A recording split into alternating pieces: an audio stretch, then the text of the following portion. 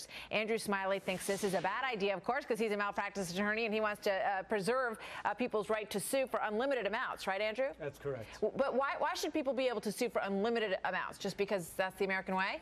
No, because there are checks and balances in place, Martha. Everybody hears about these crazy jury verdicts. What they don't hear, because the press doesn't report them, is that there's an appellate court system that looks at the verdicts and will either throw them out or reduce them substantially if they're out of line with what's appropriate. But, there's some pretty logical things in here, that I want to get to in just a moment. But first of all, every doctor I interview, I ask them the same question. I say, what do you think is the best way to curb medical costs? And they say, if I didn't have to pay hundreds of thousands of dollars in medical malpractice insurance, I could cut all of my costs.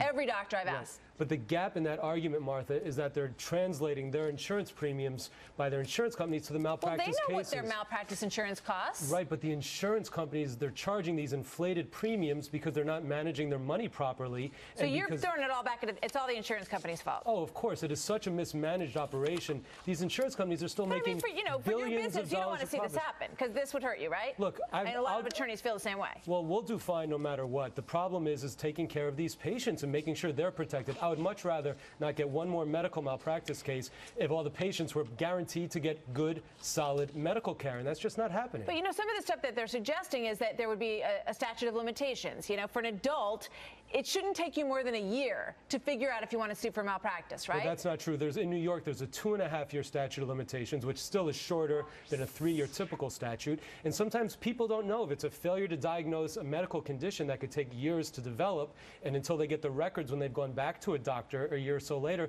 they may not know they have a case. And then they have to get to a lawyer like myself, gets it reviewed by a proper doctor, gets the records. It takes time. You also say that good doctors don't have this problem, but that's not my experience. I hear a lot of good doctors who say, this makes my practice, I have to do all of these defensive things, defensive tests. If I think we need to do test A and B, I also prescribe C, D, and E because, there's a chance that, I'm going to get sued down the road because I didn't, cover every single base. And that runs up the cost of all of our medical costs. But again, that's wrong reasoning. In our line of work, what you see in the trenches is they don't have to do every single test. They have to do what is standard within the doctor's community. And if doing one test is standard... But then you're going to come back to them and say, what do you mean you didn't do an E-test, doctor? Only if I have doctors on my side who say, listen, in the community, in the medical community, you're supposed to do this test. Not because the insurance companies want to do it. In a perfect world, it would be great if good doctors didn't have to worry about this, but they do.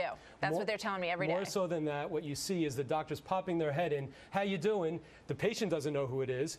2 weeks later, they get a bill for $300 that this doctor did a consult by popping their head in. That's more of a problem. That is a problem, too. Than what we're talking about defensive medicine. It really doesn't apply. Andrew, thank you. Let's bring Andrew Smiley. Thanks for being one of the only medical malpractice lawyers who was willing to talk about this with us. We appreciate it very much. Thanks for coming in.